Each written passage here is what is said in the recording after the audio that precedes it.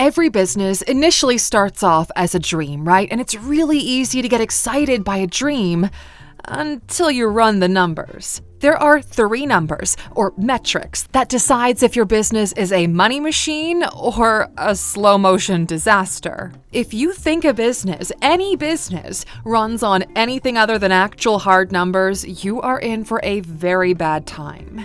It doesn't matter if you run a lemonade stand or a software company, you will always be faced with them. And most people don't know what they mean, let alone how to use them.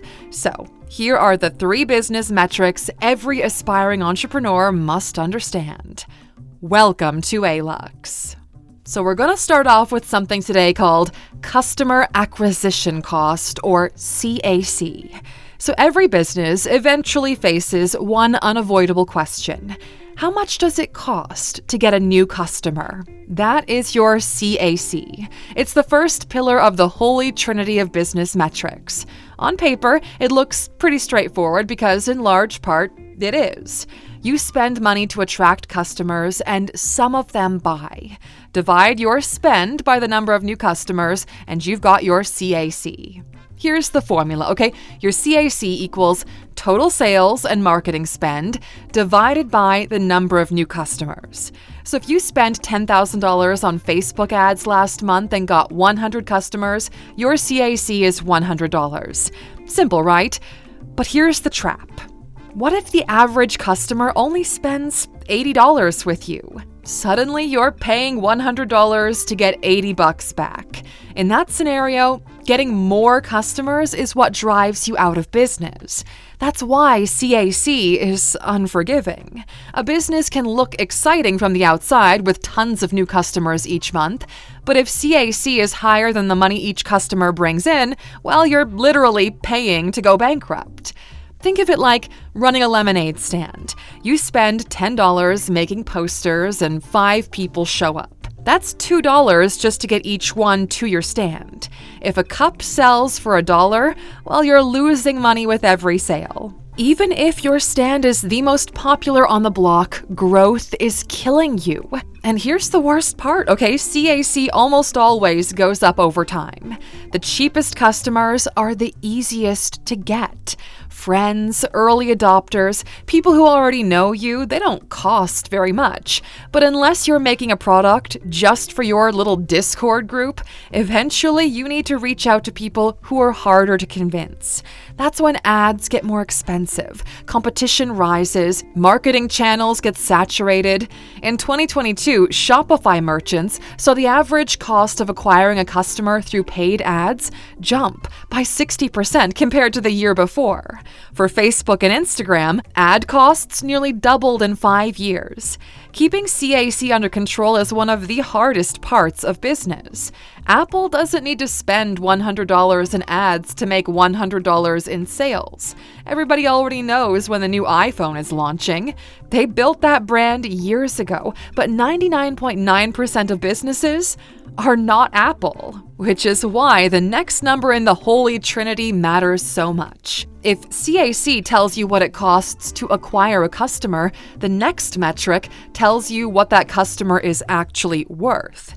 But before we get into that, I'm just going to take a moment to let you know that there's so much more where this comes from inside the Alux app. We not only have daily coaching sessions for all areas of your life, but also specific courses written and presented by industry experts, giving you the scoop on what you need to focus on in order to be successful in business. Now, the app isn't cheap, but it is more than affordable because as far as investments go, it doesn't get more secure than investing in yourself. But to sweeten the deal for you, download the app and scan this QR code and you'll get 25% off the annual membership. I'll see you on the inside, but in the meantime, let's move along to the next business metric, which is lifetime value. Now, this is the total amount of money a customer brings you over the entire relationship with your business. Not just for the first purchase, but for every renewal, upsell, and referral they generate. So here's the formula, okay? Your LTV equals average purchase value multiplied by the number of purchases multiplied by average customer lifespan. So if your customer spends $50 a month, stays for 12 months, and never comes back, their LTV is $600. Now compare that with CAC. So if it costs you $100 to get them and they bring $600 over their lifetime, you've got a solid business. If they only bring in $50 total, well, you're done. And there's a golden ratio here, okay? For every $1 you spend acquiring a customer, you should make at least $3 back over time. That's the LTV CAC rule. Think of it like a video game subscription, okay? Your friend signs up for $10 a month. If they quit after 1 month, their value is $10. If they stick around 3 years, that's $360. Now, if the company spent $30 to get them, 1 month means a $20 loss, but 3 years means a $330 profit. That's why businesses don't care if they lose money up front. They're betting on LTV. Netflix is the textbook case here. At about $15 a month, a 3-year subscriber is worth $540. That's why Netflix can afford to spend $100 or more to get you. The payoff compounds. Starbucks works the same way. The average customer spends $14 a week, $728 a year. Keep them loyal for a decade and one person is worth over $7,000. That's why Starbucks invests heavily in loyalty apps and custom offers. Every extra year adds thousands in value. And here's the leverage. The higher your LTV, the more you can spend on CAC. For example, a sauce business charging $50 a month can easily spend $500 to acquire a customer because over time, that person might bring in thousands. But a $5 t-shirt shop, they can't spend $50 on ads to sell one shirt. Low LTV caps your growth. Now, here's the catch. LTV only works if you can keep customers. That's why Netflix spends billions of dollars on new content. Every extra month you stay translates into hundreds of millions more across their subscriber base. Most businesses overestimate how long people will stick around. Gyms, for example, often calculate LTV assuming members stay 2 to 3 years. In reality, though, 50% quit within 6 months. So what they thought was a $1,200 LTV is actually closer to $300. That's why gyms lock you into annual contracts. They're forcing the number higher. This is the reason for all of those free perks that companies offer. Loyalty cards, rewards points, personalized discounts. It's all designed to extend LTV. The longer you stay, the more they can afford to spend chasing the next customer. And yes, okay, this is why subscriptions are deliberately annoying to cancel. There's an entire business model that banks on you forgetting to cancel. The longer you forget, the higher your lifetime value. So here's the recap, okay? LTV shows you how much a customer is worth. CAC tells you how much you need to spend to get them. The ratio needs to be at least 3 to 1. And that brings us to the last piece of this holy trinity, because so far we haven't talked about the actual product yet, and this is where the final metric comes into play. Margins. So margins measure how much profit you keep from every dollar you earn. It's the ultimate truth detector. You can have a low CAC, great LTV, and still fail if your margins are razor thin. That's why margins are the third pillar of the holy trinity of business metrics. There are 2 types you have to understand. Gross margin, that's the revenue minus the direct cost of producing the product or service. And net margin, revenue minus all expenses, production, marketing, salaries, rent, taxes, debt, everything. So your gross margin tells you how profitable your product is. Net margin tells you how profitable your business is. So here's the math. Gross margin equals revenue minus the cost of goods sold divided by revenue. Net margin is net income divided by revenue. If you sell something for $100 and it costs $40 to produce, your gross margin is 60%. If, after paying staff, rent, marketing, and taxes, you only keep $10, your net margin is 10%.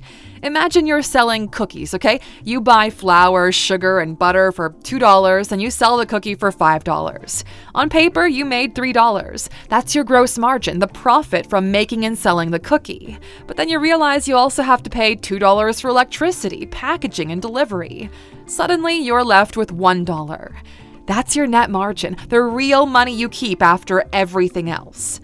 Margins are the difference between thinking you're making money and actually making money. They decide how fast you can scale, how much you can reinvest, and whether your business survives downturns. Luxury brands thrive on margins. A Gucci handbag costs a few $100s to make, but sells for thousands. Their gross margins exceed 70%, which gives them enormous room to spend on marketing, store design, and branding, while still banking massive profits. Now, to contrast that, grocery stores live on razor-thin margins, often around 1 to 3%. They survive only by pushing huge volumes. A Walmart makes billions, not because margins are fat, but because the scale is astronomical. Tech companies are a completely different story. Software businesses often have 70 to 90% gross margins because once the code is written, distributing it to millions of users costs almost nothing. That's why SaaS businesses are VC darlings. Fat margins plus recurring revenue plus high LTV. The average S&P 500 company runs around a 10% net margin. Tech giants like Microsoft and Google run at 25 to 30% net margin. And then there's luxury brands like Hermes reporting 30 to 40% operating margins, among the fattest in the world. And by contrast, supermarkets and airlines limp along at 1 to 5% net margins. That's why investors salivate over software and luxury and yawn at groceries and airlines. Margins decide the game. This is why investors care less about revenue growth and more about margin growth. A business making $10 million at 2% net margin keeps $200,000. Another making $5 million at 20% margin keeps $1 million. Bigger isn't always better. Margins are the final reality check. CAC shows the cost of growth, LTV shows the reward, and margins decide if you actually keep anything. So that's the holy trinity of business metrics, okay? CAC, LTV, and margins. Together, they decide if your business is scaling into a money machine or quietly bleeding out. But here's the truth, okay? These are just the starting point. There are dozens of other metrics that separate the amateurs from the professionals. Things like churn, burn rate, playback periods, contribution margins, cash conversion cycles. And if you found this one valuable, let us know because we're considering turning this into a full series. There's a whole world of numbers out there, and once you see them clearly, business stops being a gamble and starts being a formula. Thanks for watching, Aluxer. We hope you learned something valuable today, and we'll catch you back here next time. Until then, take care.